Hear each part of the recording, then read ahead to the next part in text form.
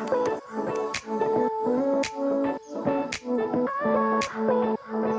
this is color wheel, the foundation wheel, shades and tints, and color theory. So this is a really important lesson. So I suggest you watch this maybe a couple of times.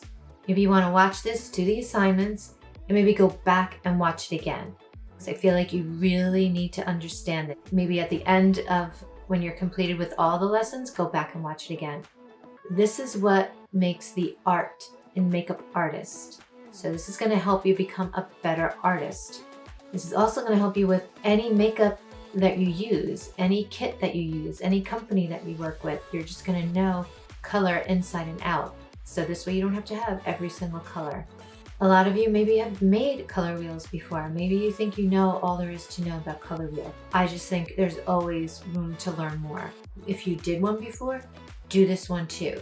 The color wheel is basically the same, but the theory behind it could be changed a little bit according to what you're using it for. I'm going to teach you color wheel theory when you apply it to makeup. It's really going to help you overall in makeup application. So you have paint pots included in your kit. So what you're going to do with the paint pots is you're not going to mix the colors inside the paint pots. You're going to take the colors out, put them in the palette that I supplied you with, and that's where you're going to mix the colors, in the palette, not in the paint pot. It's very important because if you mix in the paint pot, you're not going to have that color, that primary color, to make all the other colors. It's very easy to do. Let's say you want to make purple, which is red and blue. So you're going to take a little bit of red out, put that in the palette. You're going to take a little bit of blue out, put that in the palette. So now you can mix the colors, not in the paint pot. Now you can see a completed color wheel. You can see there's primary colors, which some of you who may not know, primary colors are red, blue, and yellow. Then you're going to see there's secondary colors. So secondary colors are orange, green, and purple or violet. So then after the secondary colors, you have tertiary colors. So tertiary colors are yellow orange, red orange, yellow green, blue violet, red violet. The next section that you have is brown. So the way you create brown is combining red, blue, and yellow. So you're going to complete your color wheel. So when you're doing the primary colors, you're going to put them in those larger ovals. So you're going to put red, yellow, and blue. So that's the first step. The secondary colors are going in the outside circles. So those are the circles outside of the primary colors, outside of the ovals. So you're going to do orange, that's red and yellow. So you can take equal parts of red and equal parts of yellow. Mix those together and create orange and put that in that outside oval and the outside circle. The next one is green. So you can take equal parts of blue, equal parts of yellow, and put that in the outside circle, and that's where you put green. That's a secondary color. The next one is purple or violet. So what you're going to do is take equal parts of red, equal parts of blue, and that's when you make purple and put that in the outside circle. You're going to move on to tertiary colors. So tertiary colors are yellow orange, red orange, yellow green, red violet, and blue violet. The way you're going to make those is you're going to take, for yellow orange, you're going to take 2 parts of yellow, 1 part red, and that makes yellow orange. So it's 2 parts and 1 part. And you're going to put that oval that's next to yellow in between red and yellow. So that's yellow orange. Now you're going to make red orange. Red orange is 2 parts red, 1 part yellow. That's going to go in the oval between red and yellow, but closest to red. The next one is yellow green. Yellow green, 2 parts yellow, 1 part blue, and you're going to put that in the oval closest to yellow, but in between blue and yellow. Next one, blue green. Blue green is 2 parts blue, 1 part yellow. Mix those together, put that in the oval closest to blue, between blue and yellow. Red purple or red violet, 2 parts red, 1 part blue. That's going to go in the oval between red and blue, closest to red. Blue violet or blue purple. You're going to take 2 parts blue, 1 part red, put that in the oval next to blue, in between red and blue. So those are your tertiary colors. So now you have your primary, your secondary, and your tertiary colors on your color wheel. Next one is brown. That's going to go in the center. So you make brown by mixing red, blue, and yellow. So now when you see, you've completed your color wheel. Now we're gonna go to shades and tints. So now on the bottom, you can see the squares. Those are shades and tints. So a shade of a color is what a color looks like when it's in a shadow, when the sun isn't hitting it. A tint of a color is what the color looks like when light hits it, when the sun hits it. That's a tint. The way you're gonna do it on this chart is you're gonna add black to a color, that's gonna create a shade. You're gonna add white to a color, that's gonna create the tint. You can see on my example, I used red. You can use any color you want to do this exercise, but I suggest you use a primary color. You can do any color you want, but you're gonna do a lot of mixing if you pick a secondary or tertiary color. In my example, I used red. You have to start with true red. So you're gonna take true red, if that's the color you chose, and put that in the center of those squares. Now there's not an even amount of squares, so you're gonna put in what's the closest to the center. So now to create shades of red, you're gonna take that red, true red, add a little bit of black. You're gonna put that in the square next to true red. Now you're gonna take a little bit more black, add that to red, put that in the square next to the one you just did. Then you're gonna add a little more black and a little more black. Now you can see all the beautiful colors you made just by adding black. You can see the gradation that it goes from red to a little bit more black, a little bit more, all the way down to that deep burgundy. Now we're gonna go the other way. Now you're gonna do the tint scale. Now you're gonna add a little bit of white to that red, put that in the square next to your true red. Next one, you're gonna add a little bit more white. Next one, a little more white, and a little more white. So you're gonna get to, it's a very light pink that you have on your chart. So with the shades and tints, you can see how many different colors you can create just by adding black and just by adding white to a color. I suggest you go around the house and look at different colors and see how you would create that. So you may have to mix certain colors together to get it, or you may just, to get that color, or you may just add black or white. So let's just say my glasses. So my glasses are a reddish pink, or purple. So what I would do to make this color is I would take red, maybe add a little black to it, and then I may even add a little white on top of that. So I could make a shade and then lighten the shade. Another way to do it, maybe I would take red, add a little blue to it, and then add a little white. So I could make it a couple of different ways, to make it as close as I can to it. And I suggest you do this around the house. Like, look at different things in the house and see, how would I make that color? And try it out. It's gonna make you become more proficient at creating colors. Next one is the foundation wheel. So the foundation wheel is really gonna help you identify different skin tones, create different skin tones. It's really gonna shock you how much you can make with just black, white, red, blue, and yellow. In the center one, I suggest using that for your skin tone. On my example, I didn't do that. I just made a true brown and put it in there. But what I suggest you do is leave that one for your skin tone.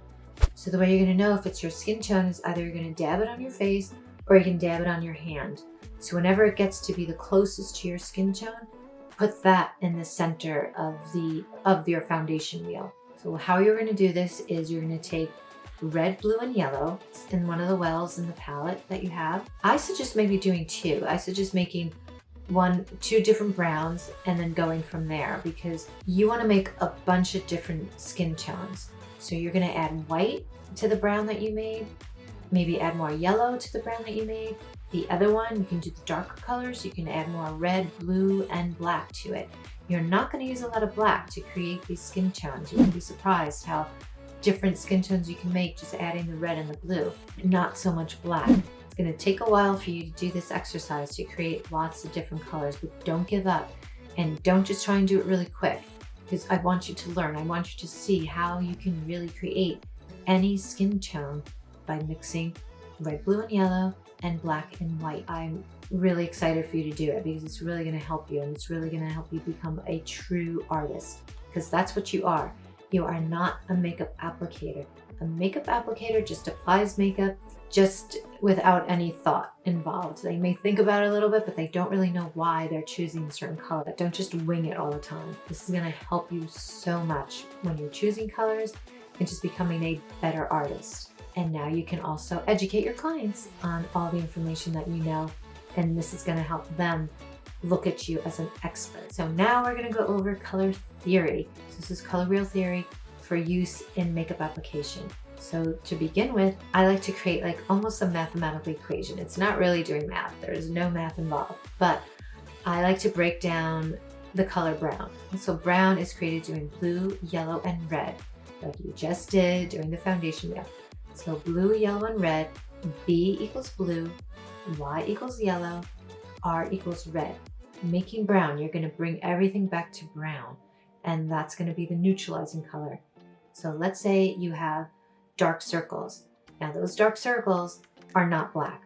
It's blue and red. It's your capillaries, your vein, everything showing through of your skin. So that is what's underneath your eyes. So in order to neutralize that or cancel out that color, you have to bring it back to brown. So the way you do that is you have to find the missing color. So if it's purple, blue, and red, the missing color is yellow. Now it doesn't necessarily mean you're just gonna take a yellow color and put it under and it's gonna neutralize your dark circles. You have to use a yellow skin tone. It's gonna bring it back to a neutral brown. So it might be a mustard yellow or like an olivey, skin tone. That's gonna help neutralize that color. The next thing is if you have too much red in your skin. Let's say somebody has some acne or breakouts, or they just have like ruddy skin. In order to neutralize that, the missing colors are yellow and blue, which makes green.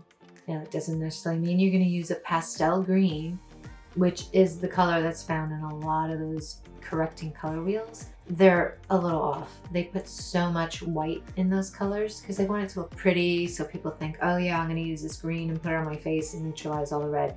Meanwhile, they made their skin so much lighter, and most people are not that light. I'm sure there's a lot of people out there that it will work for, but for the majority of people, it's not gonna really work the way it's supposed to. So I'm not a big fan of those. You want colors that don't look so pretty in the container because they're gonna be a little bit more olivey, ochre, yellowish color.